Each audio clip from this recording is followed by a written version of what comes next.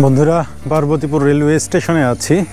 সবচেয়ে ভালো আজ 19 জুলাই 2024। গতকাল সন্ধ্যা থেকে ইন্টারনেট বন্ধ। উদ্বিগ্ন একটি রাতের পরে স্নিগ্ধ একটি সকাল। তবে দেশের খবর যা পাচ্ছি তা খুবই ভয়াবহ। শুধুমাত্র গতকালকেই সারা দেশে প্রায় কয়েকশো ছাত্র জনতা হতাহত হয়েছে বলে জানা যাচ্ছে। আর এর মধ্যেই দুরু দুরু বুকে রওনা হয়েছি বাড়ি ফেরার উদ্দেশ্যে। হ্যাঁ বন্ধুরা, আজকের ভিডিওতে কোটা সংস্কার আন্দোলনের সময়ে সৈয়দপুর থেকে বাড়ি ফেরার গল্পই শোনাবো আপনাদেরকে। ভিডিওটি না টেনে পুরো দেখার অনুরোধ রইল। তো চলুন ভিডিওটি শুরু করা যাক।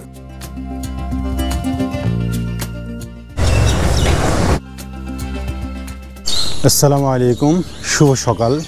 Very good early morning to all of you. বন্ধুরা, আমি এখন দাঁড়িয়ে আছি Bangladesh army university of science and technology বাউস্টের যে আব্বাসউদ্দিন হল আছে সেই হলের সামনে।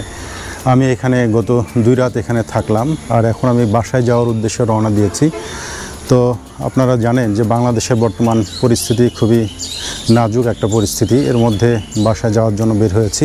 তো আমার সঙ্গে থাকুন, তো আমি যেতে পারি কি না দেখি। আমি এখানে একটি পেশাগত কাজে এসেছিলাম গত 2 দিন আগে।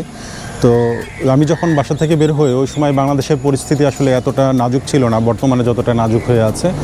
তো এর মধ্যে এখন আমার যেহেতু কাজ শেষ হয়ে গেছে, তো আজকে আমি বাড়ি যাওয়ার জন্য আবার রওনা দিয়েছি। তো সৈয়দপুর থেকে আমি এখন রাজশাহীতে যাব।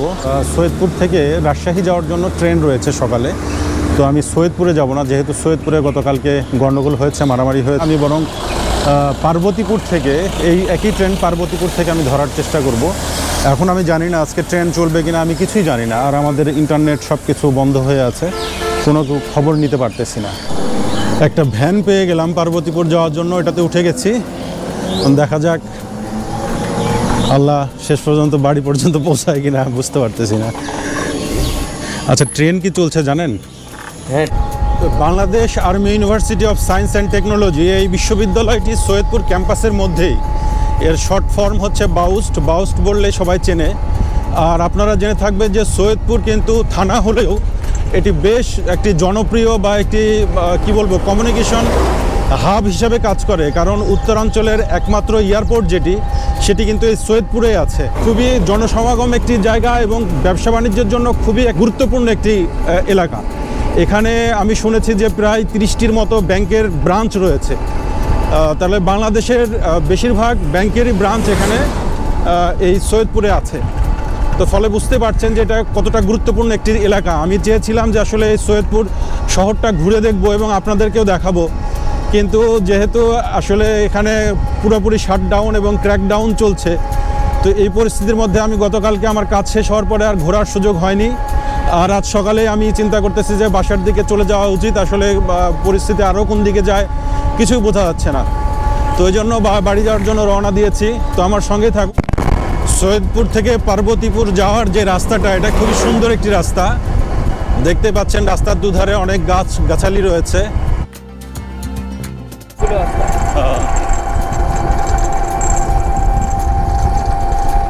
বন্ধুরা দেখতে পাচ্ছেন পায়রা উড়ে যাচ্ছে সকালবেলা, অনেক পায়রা।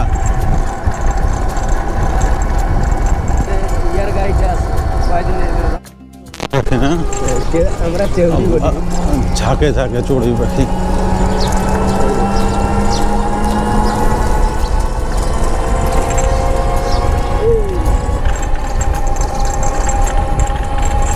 বন্ধুরা, সকালবেলা একদম ঝাঁকে ঝাঁকে বিভিন্ন ধরনের পাখি দেখতে পাচ্ছি। কবুতর, চড়ুই পাখি, শালিক পাখি, কাক, সব কিছুই দেখা যাচ্ছে।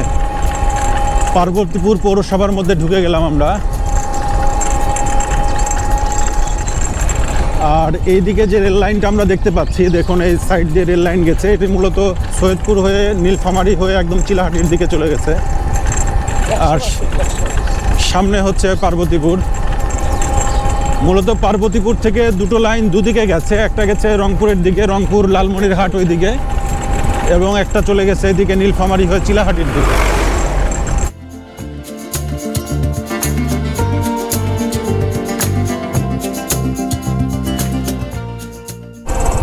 বন্ধুরা, কেন্দ্রীয় লোকোমোটিভ কারখানা যেটা পার্বতীপুরের সেটি দেখতে পেলেন।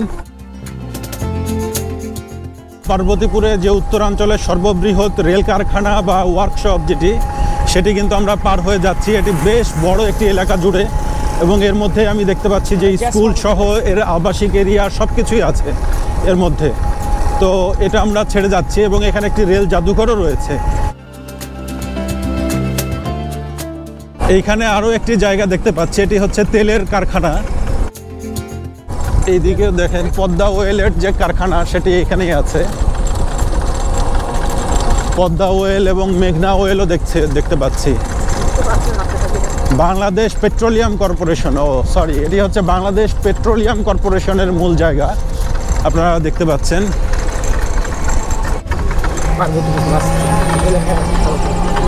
পার্বতীপুর চৌরাস্তা আমরা পার হচ্ছি। এইটাই হচ্ছে পার্বতীপুর যে টার্মিনাল, বাস টার্মিনাল, সেটা এখানে আছে, এবং স্টেশন রোডের দিকে আমরা এখন যাচ্ছি।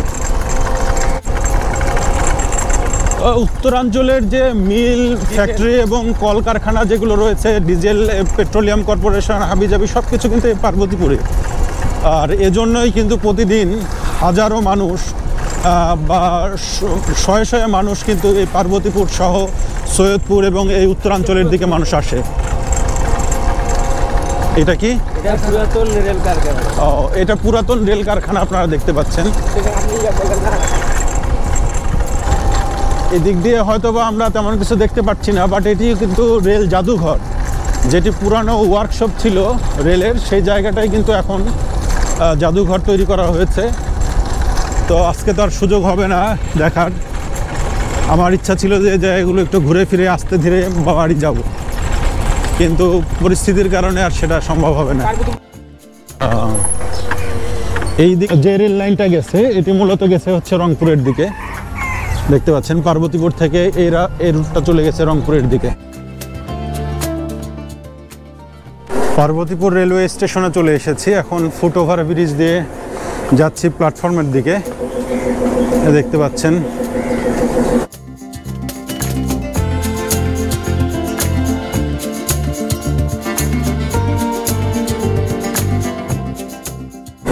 এখানে একটা ট্রেন দাঁড়িয়ে আছে, এটি বুড়িমারি এক্সপ্রেস, রংপুরের দিকে যাবে। আর আমরা যাব রাজশাহীর দিকে, উল্টো দিকে।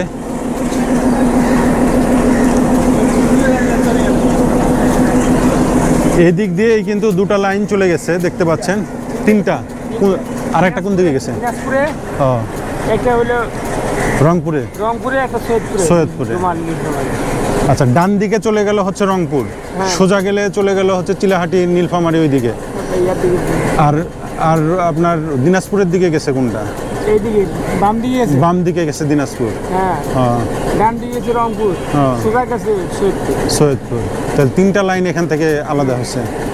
আচ্ছা, লালমনিরহাট যেটা যায়, লালমনিরহাট কোন দিকে? এই রংপুর হয়ে লালমনিরহাটের দিকে যায়। আচ্ছা, তাহলে মূলত এই পার্বতীপুর যে জংশন স্টেশন, এখান থেকে তিন দিকে লাইন চলে গেছে, তিনটাই উত্তরাঞ্চলের দিকে গেছে।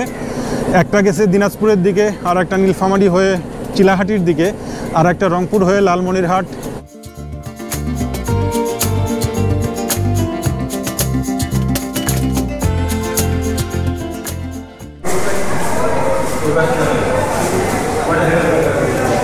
বন্ধুরা, পার্বতীপুর রেলওয়ে স্টেশনে আছি। তো ভালো খবর হচ্ছে যে ট্রেন ছেড়ে আসছে, ট্রেন পাবো, রাজশাহী হয়তো যাওয়া হবে। তো দেখা যাক বাকিটা কি হয় রাস্তায়।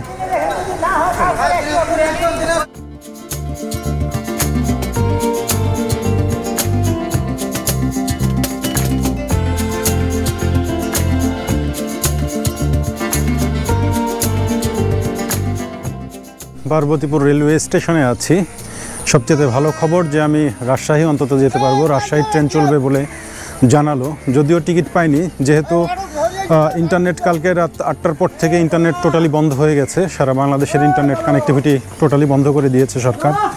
ফলে টিকিট ওনারা দিতে পারেনি। ওনারা বললো যে ট্রেনে উঠেই আমি যেতে পারবো।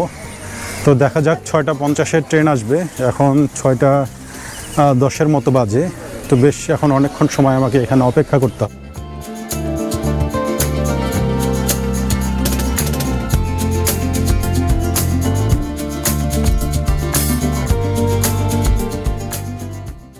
ট্রেন চলে এসেছে, ট্রেনে উঠেও গেছি।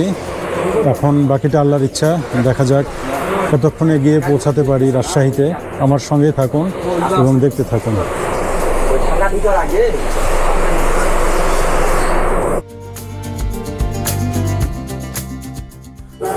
যাক, আল্লাহর অশেষ মেহেরবানিতে আমাদের ট্রেন ছেড়ে দিল।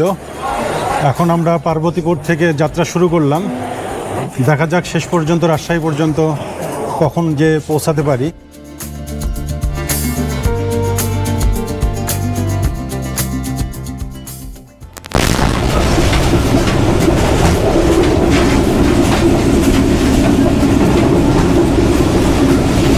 কৃষকেরা মাঠে ধান লাগাচ্ছে, সেই দৃশ্য দেখতে পেলাম। সকালে সবাই ব্যস্ত কাজে।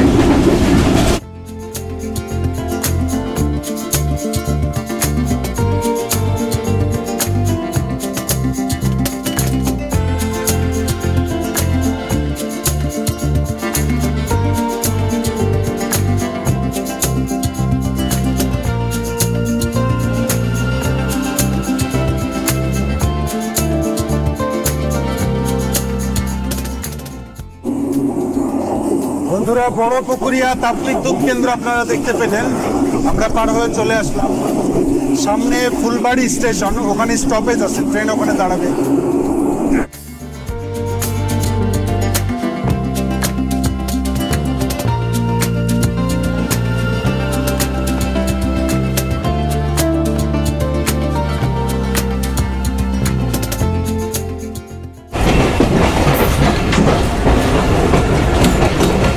এই রাস্তাটা সোজা চলে গিয়েছে, যেটা দেখলাম এই রাস্তাটা গিয়েছে হচ্ছে দিনাজপুরের দিকে।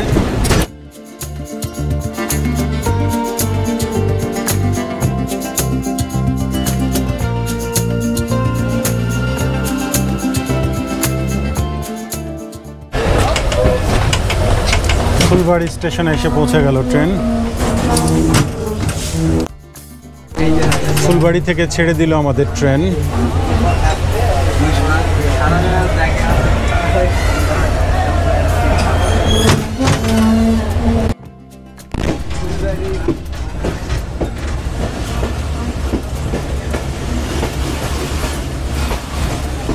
ট্রেন যে এত দুলনি দিচ্ছে সেটা আসলে বলে বোঝানো যাবে না। পুরো দুলতে দুলতে আমরা যাচ্ছি। প্রচন্ড ঝাঁকুনি হচ্ছে। কেউ ছিটে ঠিকঠাক মতো বসে থাকতে পারছে না, এতটা ঝাঁকুনি। আরও একটি স্টপেজে এসে আমরা পৌঁছালাম। এটি হচ্ছে বিরামপুর স্টেশন। এরপরে আছে হচ্ছে হিলি স্টেশন। হিলি মূলত হচ্ছে ইন্ডিয়ার বর্ডার সংলগ্ন একটি স্টেশন। তো ওইটা দেখবো সামনে আসলে।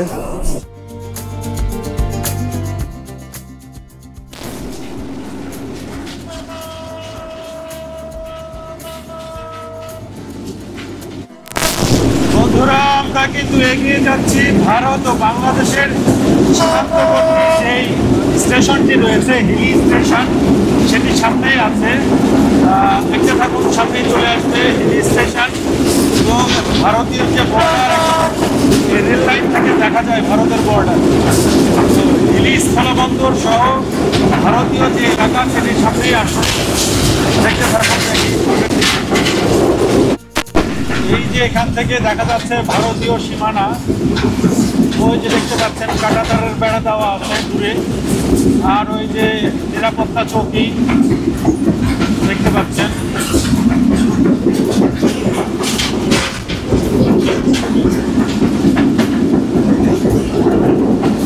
এই পাশটায় বাংলাদেশ, আর ওই কাঁটাতারের বেড়ার ওই পারেই হচ্ছে ইন্ডিয়া।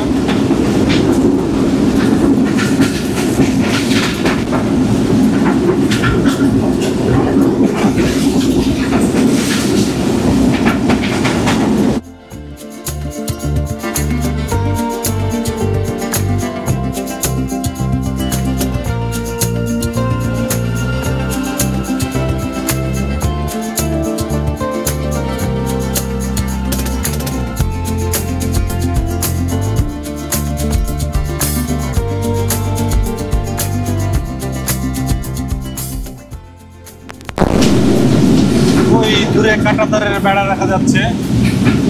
কাঁটাতারের বেড়ার ওই পাশেই হচ্ছে ভারত।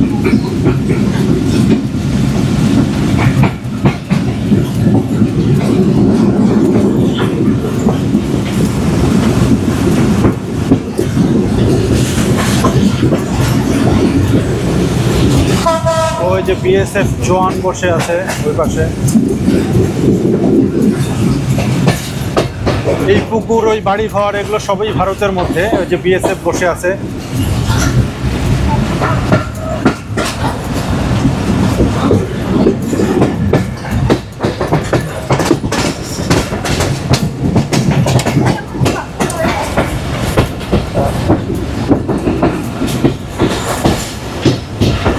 এটা হিলি স্থলবন্দর দেখতে পাচ্ছেন, বাংলাদেশের বিজিবি।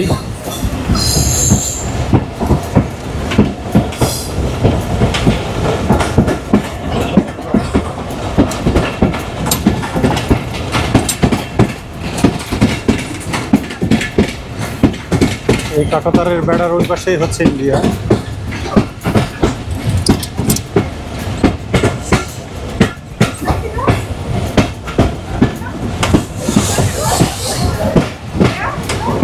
পৌঁছে গেলাম আমরা হিলি স্টেশনে।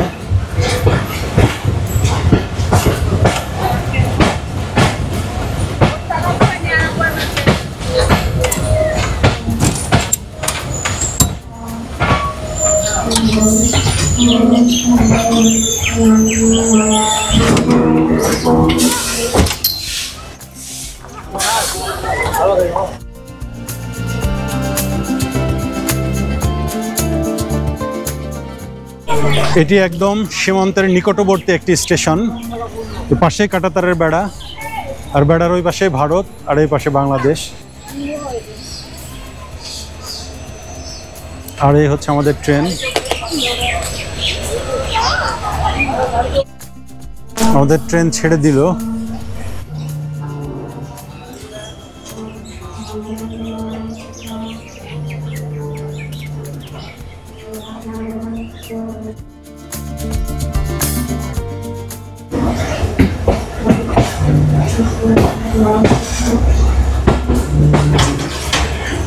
আর হিলির বর্ডার দেখতে পাচ্ছেন আপনারা, ওই দিক দিয়ে কাঁটাতারের বর্ডার।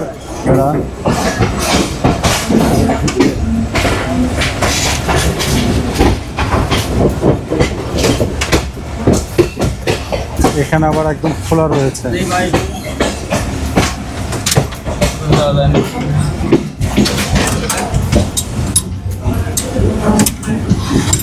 বিএসএফ জওয়ান একটা দাঁড়ায় আছে।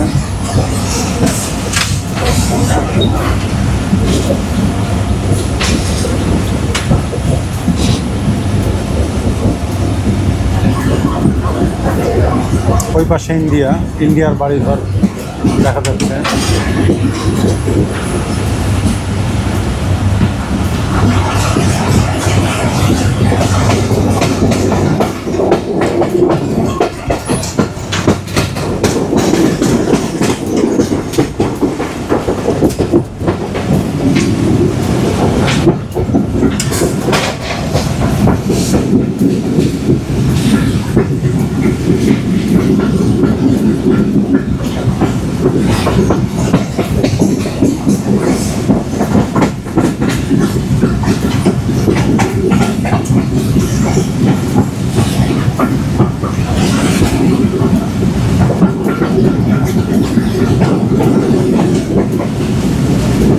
ওই পাশে ইন্ডিয়া দেখতে পাচ্ছেন, ইন্ডিয়ার মানুষজন।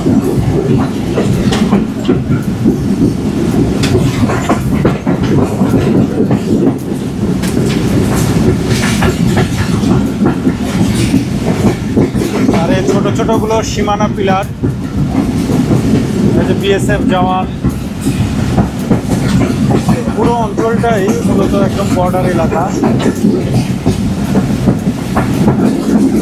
বেশ লম্বা বর্ডার এখানে।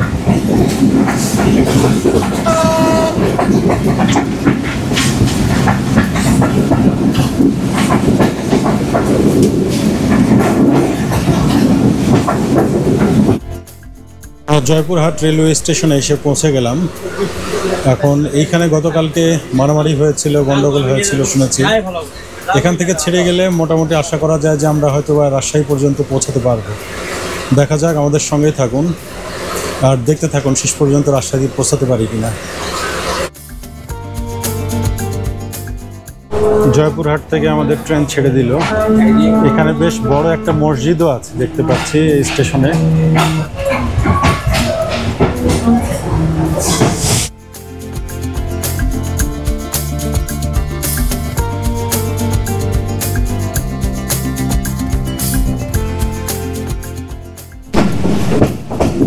সান্তাহার রেলওয়ে স্টেশনে আমরা চলে আসলাম।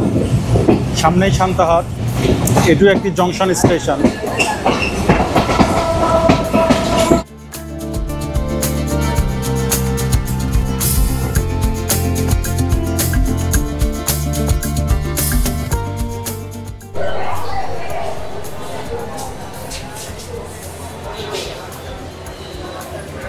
সান্তাহার ছেড়ে দিল আমাদের ট্রেন। এখন সামনে আছে নাটোর, একটি ঝুঁকিপূর্ণ জায়গা। নাটোর পার হলে আশা করা যায় যে ইনশাল্লাহ রাজশাহী পর্যন্ত পৌঁছে যাব। এই সান্তাহার জংশন স্টেশনে একটি আবার রেলওয়ের রিফ্রেশমেন্ট রুম বা হোটেল বা ভোজনালয় দেখতে পাচ্ছি।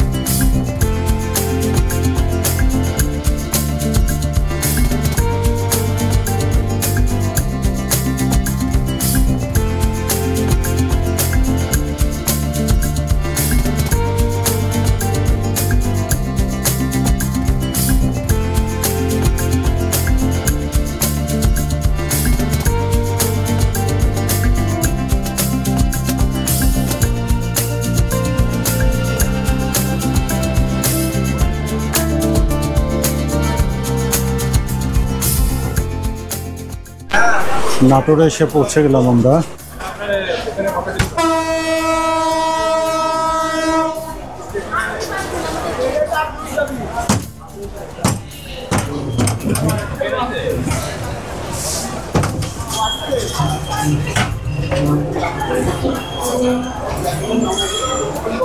নাটোর থেকে ছেড়ে দিল আমাদের ট্রেন।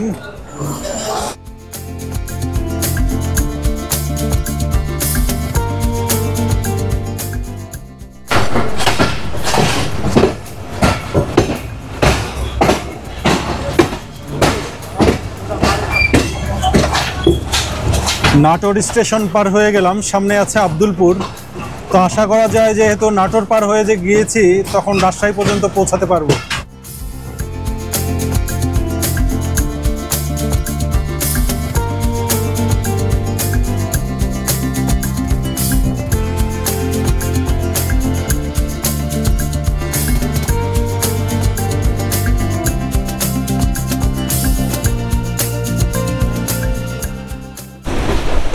ব্যাপক উদ্বেগ উৎকণ্ঠা নিয়ে সেই ভোরবেলা বেরিয়েছিলাম সৈয়দপুর থেকে রাজশাহী আসার উদ্দেশ্যে। এর মধ্যে সৈয়দপুর থেকে পার্বতীপুর হয়ে বরেন্দ্র এক্সপ্রেস ট্রেনে আমি আব্দুলপুর ক্রস করে চলে আসলাম। আব্দুলপুর জংশনে এসে এখানে ট্রেন ইঞ্জিন ঘুরিয়ে এখন রাজশাহীর দিকে রওনা দিয়েছে। আশা করছি আল্লাহর রহমতে হয়তোবা যথাসময়ে রাজশাহীতে পৌঁছে যাব। আমাদের সঙ্গে থাকুন, দেখি শেষ পর্যন্ত কী হয়। কারণ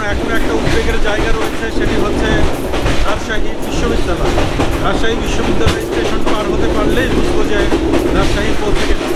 তবে সমস্যা নেই, যদি তার আগেও কোথাও নেমে যেতে হয় তারপরেও ইনশাল্লাহ পৌঁছে যাবো বলে আশা করছি। সঙ্গেই থাকুন আর দেখতে থাকুন। বন্ধুরা, ভোরবেলায় বাউস্টের গেস্ট হাউস থেকে বেশ ভয় ও শঙ্কা নিয়েই বেরিয়েছিলাম। টেনশন ছিল বাংলা ব্লকেডের মধ্যে ট্রেন চলে কিনা, কারণ সড়কপথে যোগাযোগ প্রায় বিচ্ছিন্ন হয়ে গেছে আর ঢাকার সাথে দেশের অন্যান্য অঞ্চলের রেল যোগাযোগও বন্ধ হয়ে গেছে। দূরপাল্লার ট্রেন বলতে শুধুমাত্র রাজশাহীগামী সকালের এই বরেন্দ্র এক্সপ্রেস ট্রেনই চলবে বলে পার্বতীপুরের স্টেশন কর্তৃপক্ষ জানিয়েছিল। আর রেলপথের মধ্যে জয়পুরহাট ও নাটোরে সংঘর্ষের একটি ভয় ছিল। এ দুই জায়গায় গতকালই সংঘর্ষ হয়েছিল এবং বেশ অনেক মানুষ হতাহত হয়েছিল বলে লোকমুখে শুনছি। কিন্তু এ সকল স্টেশনগুলো একটার পর একটা পেরিয়ে আসলাম। প্রায় প্রতিটি স্টেশনেই লক্ষ্য করলাম মানুষের চলাচল অত্যন্ত কম। আমি 1971 দেখিনি, তবে 2024-এর ছাত্র জনতার এই আন্দোলনের মধ্যে কেমন যেন সে সময়ের একটা রেশ, একটা প্রচ্ছন্ন পরিবেশ কেমন যেন দেখতে পাচ্ছি। চারিদিকে কেমন এক অজানা শঙ্কায় সবাই ভীত সন্ত্রস্ত। চারিদিকে শুনশান নীরবতা। ট্রেনে যারা আমার সহযাত্রী ছিল তারা কেমন যেন সবাই এক অজানা শঙ্কায় ভীত ছিল। জানি না আগামীতে কি হতে চলেছে আমার এই সোনার বাংলাদেশে। আর এই সব কিছু ভাবতে ভাবতেই বাড়ির পথে ছুটে চলেছি। বন্ধুরা, আমার সঙ্গেই থাকুন আর দেখতে থাকুন।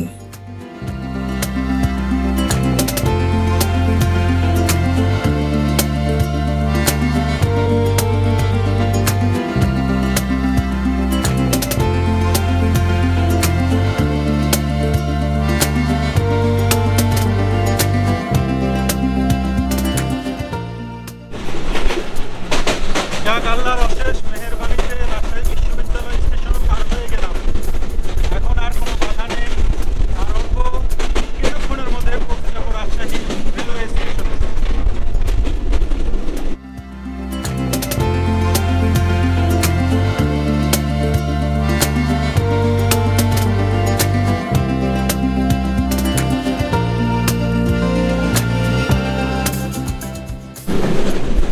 চারিদিকে একেবারে শুনশান এবং যুদ্ধ একটা পরিবেশ।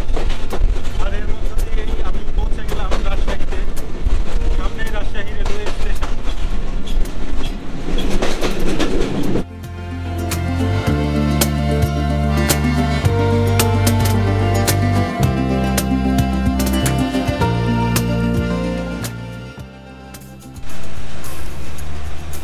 বন্ধুরা, অবশেষে এসে পৌঁছে গেলাম রাজশাহী রেলওয়ে স্টেশনে। সেই চারিদিকে দেখছি একদম ফাঁকা শুনশান নীরবতা, যেন এক যুদ্ধ পরিবেশ। আর এর মধ্যে দিয়ে চলে আসলাম রাজশাহী রেলওয়ে স্টেশনে। আর আমার যাত্রা এখানেই শেষ হচ্ছে।